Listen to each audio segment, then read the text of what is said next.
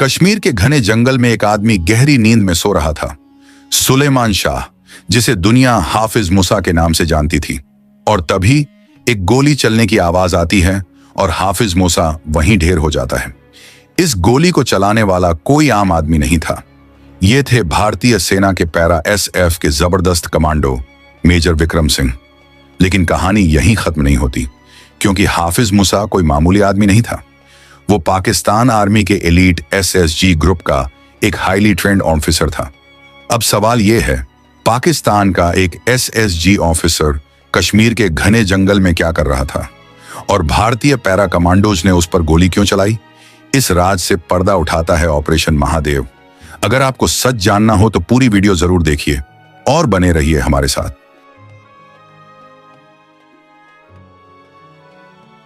तारीख थी 22 अप्रैल 2025 की। कश्मीर के वैसन वैली में पर्यटक घूम रहे थे। नवविवाहित जोड़े हनीमून मना रहे थे कि तभी जंगल की तरफ से 3 आतंकवादी निकले। उनके हाथों में AK-47 और M4 कार्बाइन जैसी घातक राइफलें थीं।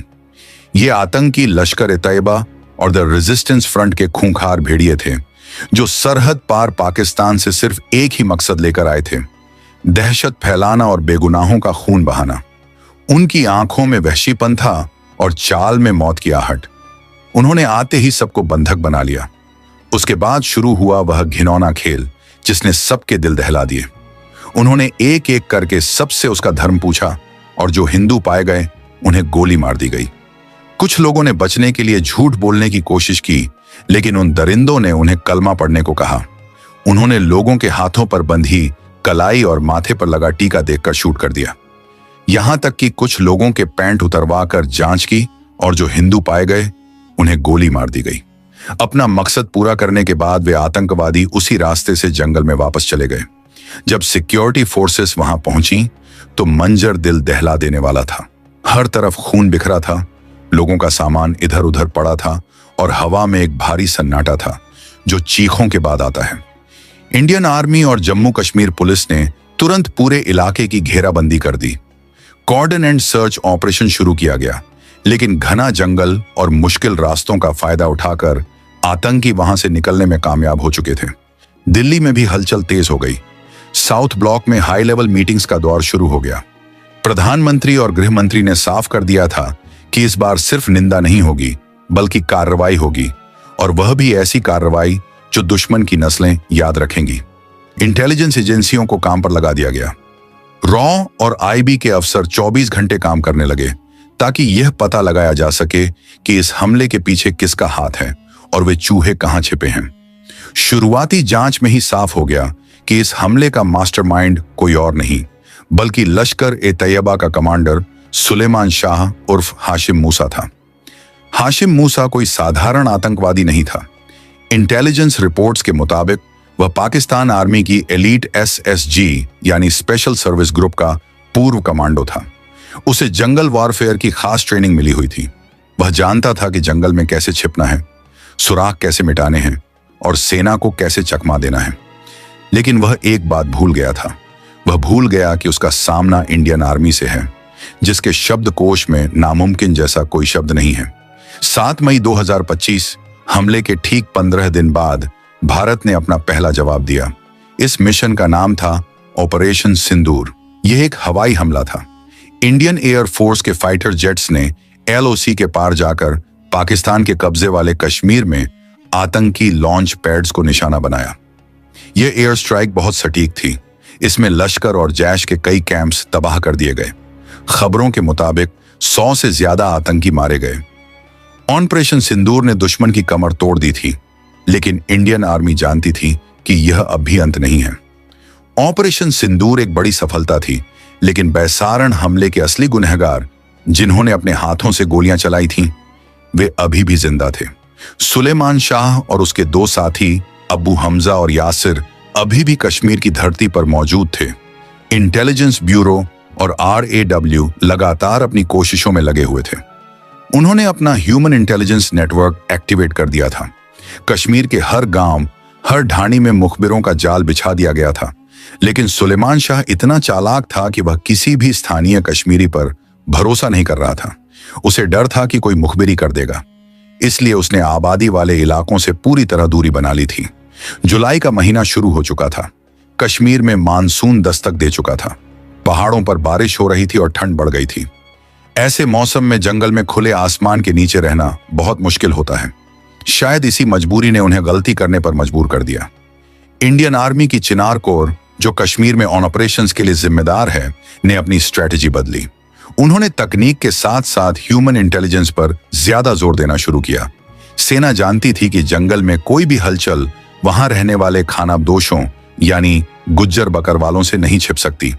ये चरवाहे अपनी भेड़ों को चराने के लिए गर्मियों में ऊंचाई वाले इलाकों में जाते हैं और जंगल के चप्पे चप्पे से वाकिफ होते हैं। सेना ने इन बकरवालों के साथ संपर्क साधा और उन्हें विश्वास में लिया। उन्हें बताया गया कि ये आतंकी न सिर्फ देश के दुश्मन हैं, बल्कि कश्मीरी आवाम के भी दुश्मन हैं। जुलाई के दूसरे हफ्ते में इंटेलिजेंस को एक बहुत हल्का लेकिन अहम सुराग मिला। एक सैटेलाइट फोन का सिग्नल इंटरसेप्ट किया गया। यह सिग्नल सिर्फ कुछ सेकंड के लिए ऑन हुआ था और फिर बंद हो गया, लेकिन इंडियन आर्मी की सिग्नल कोर के लिए यह कुछ सेकंड ही काफी थे। उन्होंने उस सिग्नल की लोकेशन को ट्रायंगुलेट किया। लोकेशन आ रही थी श्रीनगर के पास हरवन और दारा इलाके के ऊपर, लिडवास के घने जंगलों में। यह वही इलाका था जिसका शक सेना को पहले से था।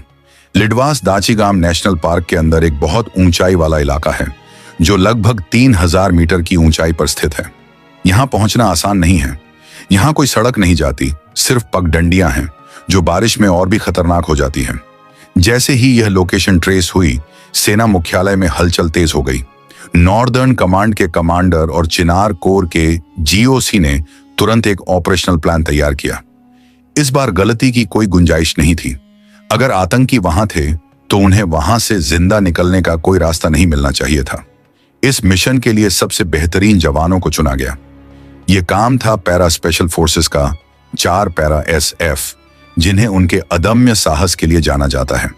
उन्हें इस ऑपरेशन की कमान सौंपी गई।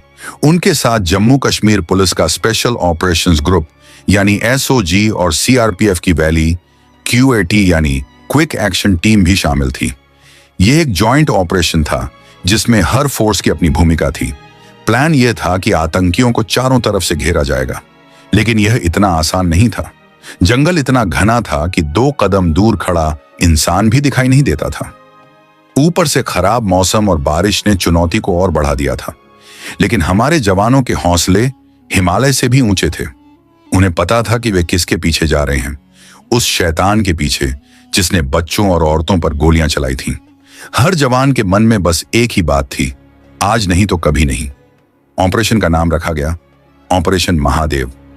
यह नाम भगवान शिव के नाम पर था, जो संहार के देवता माने जाते हैं, और साथ ही उस महादेव पीक के नाम पर भी, जिसके करीब यह ऑपरेशन होने वाला था। नाम ही काफी था बताने के लिए कि दुश्मनों का अंजाम क्या होने वाला है।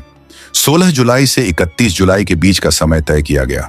सेना ने धीरे धीरे बिना किसी शोर के अपनी टुकड़ियों को जंगल की तरफ भेजना शुरू किया।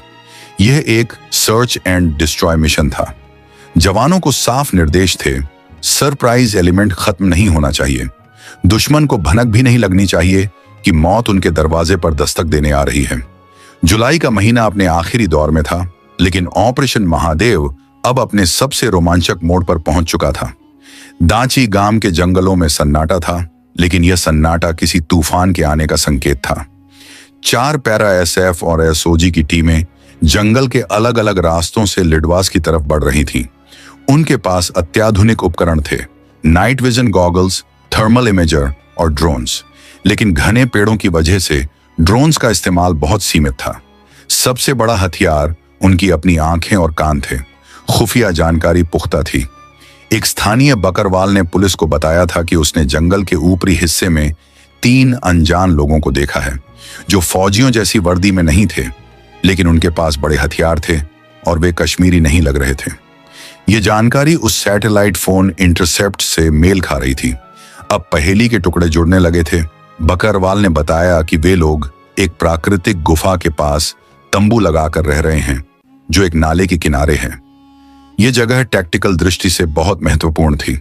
ऊंचाई पर होने की वजह से वहां से नीचे आने वाले किसी भी रास्ते पर नजर रखी जा सकती थी। सुलेमान शाह ने अपनी छिपने की जगह बहुत सोच समझकर चुनी थी। वहां से वह आसानी से देख सकता था कि कोई सेना की टुकड़ी ऊपर आ रही है या नहीं। यही वजह थी कि सेना ने दिन के उजाले में सीधा हमला करने के बजाय रात के अंधेरे और खराब मौसम का फायदा उठाने का फैसला किया। 27 जुलाई की रात आसमान में घने बादल थे और हल्की बारिश हो रही थी। चांद की रोशनी भी बादलों के पीछे छिपी थी। जंगल में घना अंधेरा था। यही वह वक्त था जिसका हमारे जवान इंतजार कर रहे थे। मेजर विक्रम अपनी टीम को लीड कर रहे थे।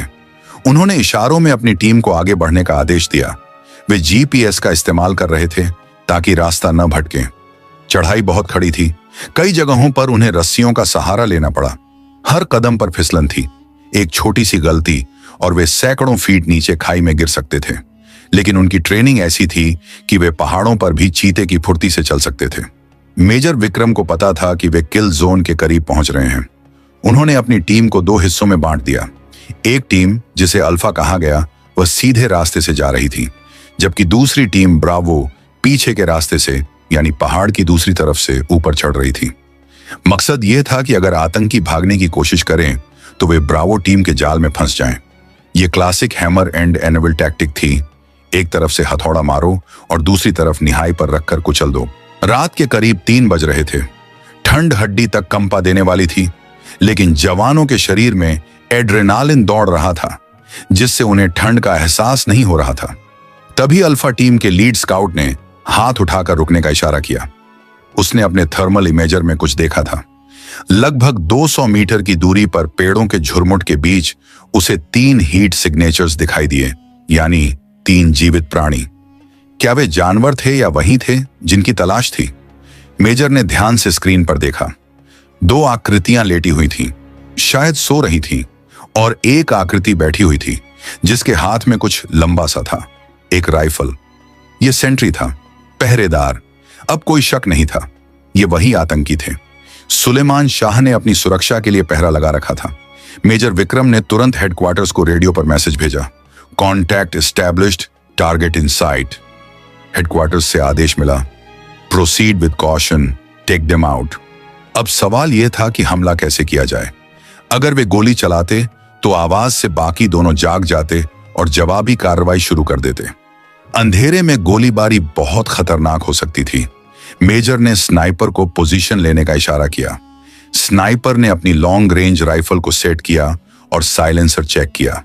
उसका निशाना उस बैठे हुए पहरेदार पर था। उसे एक ही शॉट में ढेर करना था ताकि वह शोर न मचा सके। उधर ब्रावो टीम भी अपनी पोजीशन पर पहुंच चुकी थी। उन्होंने पीछे के सारे रास्ते ब्लॉक कर दिए थे। अब ये आतंकी एक ऐसे पिंजरे में थे जिसकी चाबी इंडियन आर्मी के पास थी। जंगल में सन्नाटा इतना गहरा था कि बारिश की बूंदों की आवाज भी साफ सुनाई दे रही थी। हर जवान की उंगली ट्रिगर पर थी, सांसें थमी हुई थीं। वह पल आ गया था जब महीनों की मेहनत, खुफिया जानकारी और सब्र का फल मिलने वाला था। सुलेमान शाह, जो खुद को पाकिस्तान का सबसे बेहतरीन कमांडो मानता था, आज अपनी जिंदगी की सबसे बड़ी गलती कर बैठा था। उसने इंडियन आर्मी के धैर्य को उसकी कमजोरी समझ लिया था। वह नहीं जानता था कि भारतीय सेना जब आती है तो तूफान की तरह आती है।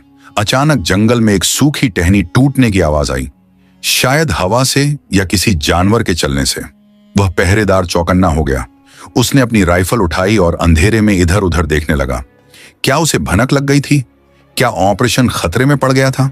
मेजर विक्रम का दिल तेजी से धड़कने लगा। अगर उसने गोली चला दी तो सरप्राइज खत्म हो जाएगा। स्नाइपर ने अपनी सांस रोकी। क्रॉस हेयर सीधे उस पहरेदार के सिर पर था। मेजर ने धीरे से विस्पर किया, होल्ड फायर, होल्ड। वे चाहते थे कि आतंकी थोड़ा और रिलैक्स हो जाए। पहरेदार ने कुछ देर इधर उधर देखा, फिर शायद उसे लगा कि कोई जानवर होगा। वह वापस बैठ गया।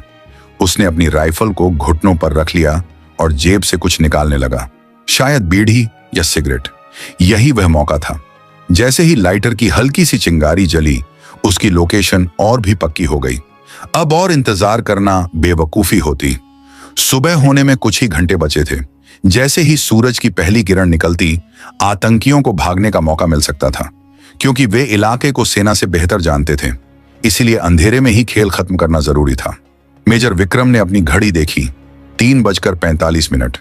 उन्होंने गो कोड दिया, हर हर महादेव। यह सिर्फ एक नारा नहीं था, यह उस ऑपरेशन का नाम भी था और विजय का उद्घोष भी।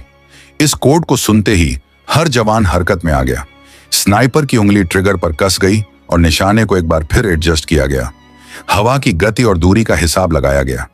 यह शॉट चूकने का मतलब था एक लंबी और खूनी मुठभेड़ जिसमें जवानों की जान भी जा सकती थी, इसलिए गलती की कोई गुंजाइश नहीं थी। जंगल के सन्नाटे में मौत अपनी चाल चलने के लिए तैयार थी और उस पहरेदार को अंदाजा भी नहीं था कि उसकी जिंदगी के अब बस चंद सेकंड ही बचे हैं। हर हर महादेव का सिग्नल मिलते ही जंगल का सन्नाटा टूट गया, लेकिन गोलियों की आवाज से नहीं बल्कि एक सटीक और साइलेंट कार्रवाई से। स्नाइपर की राइफल से एक दबी हुई आवाज निकली, पफ, और उसी पल वह बैठा हुआ पहरेदार जो यासिर उर्फ हमजा अफगानी था, बिना किसी आवाज के पीछे लुढ़क गया। गोली सीधे उसके दिमाग में लगी थी। उसे संभलने, चीखने या अपनी राइफल उठाने का एक सेकंड भी नहीं मिला। उसका लाइटर उसके हाथ से गिर गया और बुझ गया, लेकिन उस गिरने की आवाज ने तंबू के अंदर सो रहे बाकी 2 आतंकियों को जगा दिया। सुलेमान शाह और अब्बू हमजा दोनों कच्चे खिलाड़ी नहीं थे। हल्की सी आहट होते ही उनकी नींद खुल गई। उन्हें तुरंत एहसास हो गया कि कुछ गड़बड़ है। अटैक अटैक, सुलेमान चिल्लाया और उसने अपनी M4 कार्बाइन उठाई। वे दोनों तंबू से बाहर लुढ़कते हुए निकले और आड़ लेने के लिए चट्टानों के पीछे छिप गए। अब सरप्राइज खत्म हो चुका था। अब यह एक सीधा मुकाबला था। फायर फाइट शुरू हो चुकी थी।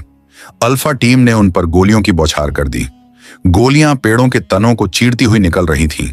अंधेरे में सिर्फ बंदूकों की नाल से निकलती आग की लपटें यानी मजल फ्लैश दिखाई दे रहे थे। सुलेमान शाह चट्टान के पीछे से रुक रुक कर फायर कर रहा था। वह एक मंझा हुआ खिलाड़ी था। वह अंधाधुंध गोलियां नहीं चला रहा था, बल्कि निशाना लेकर फायर कर रहा था। उसकी गोलियां मेजर विक्रम के बहुत करीब से गुजरी। कवर लो, कवर लो, मेजर चिल्लाए। जवान पेड़ों और पत्थरों की आड़ लेकर जवाबी कार्रवाई कर रहे थे।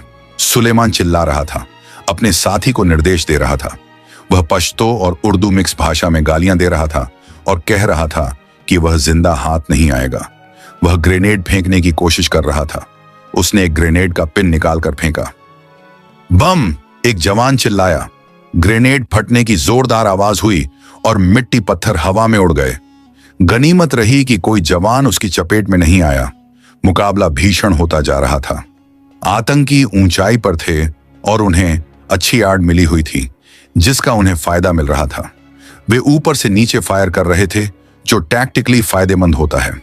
लेकिन इंडियन आर्मी की ब्रावो टीम, जो पीछे से ऊपर चढ़ चुकी थी, अब एक्शन में आई। आतंकियों का ध्यान सामने अल्फा टीम पर था। उन्हें अंदाजा ही नहीं था कि उनकी मौत उनके पीछे खड़ी है। ब्रावो टीम ने ऊंचाई से नीचे की ओर फायर खोला। अब आतंकी 2 तरफ से घिर चुके थे। इसे मिलिट्री भाषा में क्रॉस फायर कहते हैं। सुलेमान को समझ आ गया कि वह फंस चुका है। अल्लाहू अकबर, चिल्लाते हुए अब्बू हमजा अपनी पोजीशन से बाहर निकला और अंधाधुंध फायर करते हुए भागने की कोशिश करने लगा। यह एक आत्मघाती कदम था। जैसे ही वह कवर से बाहर आया, उसे 3 तरफ से गोलियां लगी। एसओजी के एक जवान की गोली उसके सीने में लगी और वह वहीं ढेर हो गया। अब बचा था सिर्फ एक मास्टरमाइंड, सुलेमान शाह। वह अकेला था, घिरा हुआ था, लेकिन उसने हार नहीं मानी। वह जानता था कि अगर वह पकड़ा गया तो उसे बहुत राज उगलने पड़ेंगे और फिर फांसी होगी। उसके लिए लड़ते हुए मरना बेहतर था। उसने अपनी पोजीशन बदली और एक बड़ी चट्टान के पीछे जा छिपा। वहां से उसने रुक रुक कर फायर करना जारी रखा। वह सेना को उलझाए रखना चाहता था ताकि शायद उसे कोई मौका मिल जाए, लेकिन 4 पैरा के कमांडोज ने उसे कोई मौका नहीं दिया। उन्होंने ग्रेनेड लॉन्चर का इस्तेमाल करने का फैसला किया। मेजर ने आदेश दिया, UBGL फायर, यानी अंडर बैरल ग्रेनेड लॉन्चर। एक जवान ने अपनी राइफल के नीचे लगे लॉन्चर से ग्रेनेड फायर किया। ग्रेनेड सीधे उस चट्टान के पास जाकर गिरा जहां सुलेमान छिपा था। एक जोरदार धमाका हुआ। धुएं और धूल का गुब्बार उठ गया। फायरिंग कुछ पलों के लिए रुक गई। क्या वह मारा गया या यह कोई चाल थी? जवान अपनी पोजीशन पर डटे रहे। कुछ देर तक कोई हरकत नहीं हुई। तभी धुएं के बीच से गोलियां चलने की आवाज फिर आई। वह अभी भी जिंदा था। हालांकि वह घायल था, लेकिन उसका जुनून अभी खत्म नहीं हुआ था। वह लगातार फायर कर रहा था और फौज को ललकार रहा था। आओ, मुझे पकड़कर दिखाओ, वह चिल्ला रहा था। यह उसकी हताशा थी। वह जानता था कि उसका अंत निकट है। मेजर विक्रम ने समझ लिया कि अब इसे जिंदा पकड़ना नामुमकिन है और इसमें अपने जवानों की जान का जोखिम भी है। सूरज की पहली किरणें आसमान में दिखाई देने लगी थीं। धुंधल का छंट रहा था। अब विजिबिलिटी बेहतर हो रही थी। मेजर ने अपनी टीम को फाइनल असॉल्ट यानी अंतिम हमले के लिए तैयार किया। उन्होंने एक तरफ से भारी फायरिंग करवाकर सुलेमान का ध्यान भटकाया, जिसे सप्रेसिंग फायर कहते हैं, और दूसरी तरफ से 2 कमांडोज को रेंगते हुए यानी क्रॉलिंग करते हुए उसके करीब भेजा। यह बहुत जोखिम भरा कदम था। अगर सुलेमान ने उन्हें देख लिया होता तो वह उन्हें आसानी से मार सकता था, लेकिन सप्रेसिंग फायर की वजह से वह अपना सिर ऊपर नहीं उठा पा रहा था। कमांडोज अब सुलेमान से महज 10 मीटर की दूरी पर थे। उन्होंने हैंड ग्रेनेड निकाले, पिन हटाई और कुछ सेकंड हाथ में रोके रखा, जिसे कुकिंग ऑफ कहते हैं, ताकि उसे वापस फेंकने का मौका न मिले, और फिर सुलेमान की पोजीशन पर फेंक दिया। 2 धमाके एक साथ हुए, बूम बूम। इस बार धमाकों के बाद कोई फायरिंग नहीं हुई, सिर्फ कराहने की आवाज आई। धूल का गुब्बार शांत होने का इंतजार किया गया। मेजर विक्रम ने रेडियो पर कहा, सीज फायर, चेक टारगेट, यानी फायरिंग रोको, लक्ष्य की जांच करो। 2 जवान अपनी बंदूकें ताने हुए धीरे धीरे चट्टान की तरफ बढ़े। वहां का नजारा विभत्स था। सुलेमान शाह, जो पहलगाम का कसाई कहलाता था, अब मिट्टी और खून में सना हुआ पड़ा था। उसकी AM4 कार्बाइन उसके पास पड़ी थी, लेकिन अब उसे उठाने वाला हाथ बेजान हो चुका था। एक जवान ने उसके पास जाकर उसकी नब्ज चेक की। कोई हरकत नहीं। उसकी आंखें खुली थीं, जिनमें अब खौफ जम चुका था। जवान ने थम्स अप किया। Target down. यह शब्द सुनते ही पूरे यूनिट में राहत की सांस ली गई, लेकिन सतर्कता अभी भी कम नहीं की गई थी, क्योंकि जंगलों में अक्सर बूबी ट्रैप्स होते हैं। जवानों ने तुरंत सुलेमान के शरीर की तलाशी ली। कहीं उसने कोई सुसाइड वेस्ट तो नहीं पहन रखा था। सौभाग्य से ऐसा कुछ नहीं था। यह एक क्लीन ऑन ऑपरेशन था, जिसमें दुश्मन को सोचने का भी वक्त नहीं मिला था। Target down. ये 2 शब्द रेडियो सेट पर गूंजे और जंगल में मौजूद हर जवान के चेहरे पर एक संतोष भरी मुस्कान आ गई। लेकिन काम अभी पूरा नहीं हुआ था। पहचान की पुष्टि करना सबसे जरूरी था। क्या यह वाकई सुलेमान शाह ही था? जवानों ने उसके चेहरे को साफ किया और अपने पास मौजूद डॉसियर की फोटो से मिलाया। वही दाढ़ी, वही आंखें और माथे पर वह निशान, ये वही था। सुलेमान शाह उर्फ हाशिम मूसा, पाकिस्तान का पूर्व कमांडो और लश्कर का टॉप कमांडर। उसके पास से जो हथियार मिले वे भी इस बात की गवाही दे रहे थे कि वह कोई मामूली आतंकवादी नहीं था। उसके पास अमेरिकन मेड M4 कार्बाइन थी, जिसमें नाइट विजन स्कोप लगा था। यह हथियार अक्सर पाकिस्तानी आर्मी की स्पेशल फोर्सेस इस्तेमाल करती हैं। इसके अलावा उसके पास से एक सैटेलाइट फोन, कुछ दस्तावेज और नक्शे भी मिले, जिन पर इंडियन आर्मी के ठिकानों के निशान लगे थे। मेजर विक्रम ने तुरंत बेस को कंफर्म किया। ऑपरेशन महादेव सक्सेसफुल, तीनों target neutralised, Suleman Shah is history, यानी ऑपरेशन सफल, तीनों ढेर। सुलेमान शाह अब इतिहास बन चुका है। यह खबर जैसे ही श्रीनगर हेडक्वार्टर्स पहुंची, वहां खुशी की लहर दौड़ गई। GOC ने तुरंत दिल्ली में सेना प्रमुख और रक्षा मंत्री को सूचित किया। यह एक बहुत बड़ी कामयाबी थी। पहलगाम हमले का बदला पूरा हो चुका था। उन 26 बेगुनाहों की आत्मा को अब जाकर शांति मिली होगी। लेकिन जंगल में अभी भी खतरा टला नहीं था। हो सकता था कि आसपास कोई और आतंकी छिपा हो या उन्होंने कोई IED लगा रखा हो। इसलिए जवानों ने पूरी सावधानी के साथ तलाशी अभियान यानी सैनिटाइजेशन चलाया। तंबू के अंदर से उन्हें भारी मात्रा में गोला बारूद, सूखा राशन और दवाइयां मिली। इससे पता चलता था कि वे यहां लंबी लड़ाई की तैयारी के साथ आए थे। सबसे चौंकाने वाली बात यह थी कि उनके पास से कुछ ऐसे इंजेक्शन भी मिले जो अक्सर घायल होने पर दर्द कम करने और जागते रहने के लिए इस्तेमाल किए जाते हैं। यह सब पाकिस्तान की स्टेट स्पॉन्सरशिप का सबूत था। शवों को रिकवर करना भी एक चुनौती थी। ऊंचाई से नीचे लाना, और वह भी फिसलन भरे रास्तों से, यह मुश्किल काम था। लेकिन इंडियन आर्मी अपने दुश्मनों के शवों का भी सम्मान करती है। प्रोटोकॉल के मुताबिक पुलिस ने शवों को अपने कब्जे में लिया। पंचनामा भरा गया और उन्हें पोस्टमार्टम के लिए श्रीनगर भेजा गया। वहां DNA टेस्ट के जरिए भी उनकी पहचान की पुष्टि की जानी थी, ताकि पाकिस्तान यह झूठ न बोल सके कि वे उनके नागरिक नहीं थे। हालांकि पाकिस्तान हमेशा की तरह इसे नकारने ही वाला था, लेकिन सबूत अब दुनिया के सामने आने वाले थे। तो दोस्तों, यह थी ऑपरेशन महादेव की इनसाइड स्टोरी। एक ऐसा ऑपरेशन जिसने साबित कर दिया कि नया भारत घर में घुसकर भी मारता है और जंगल में ढूंढकर भी। उम्मीद है कि हमारे जवानों की यह वीरता आपको पसंद आई होगी। अगर इस कहानी ने आपके रोंगटे खड़े किए हैं तो इस वीडियो को लाइक जरूर करें और कमेंट में जय हिंद या हर हर महादेव लिखना ना भूलें। अपने दोस्तों के साथ शेयर करें ताकि उन्हें भी पता चले असली हीरोज की कहानी। ऐसी ही और अनसुनी, रोंगटे खड़े कर देने वाली सच्ची कहानियों के लिए हमारे चैनल को सब्सक्राइब करें और बेल आइकन दबाएं ताकि आप कोई भी अपडेट मिस न करें। मिलते हैं अगली वीडियो में एक और जांबाज किस्से के साथ। तब तक के लिए जय हिंद, जय भारत।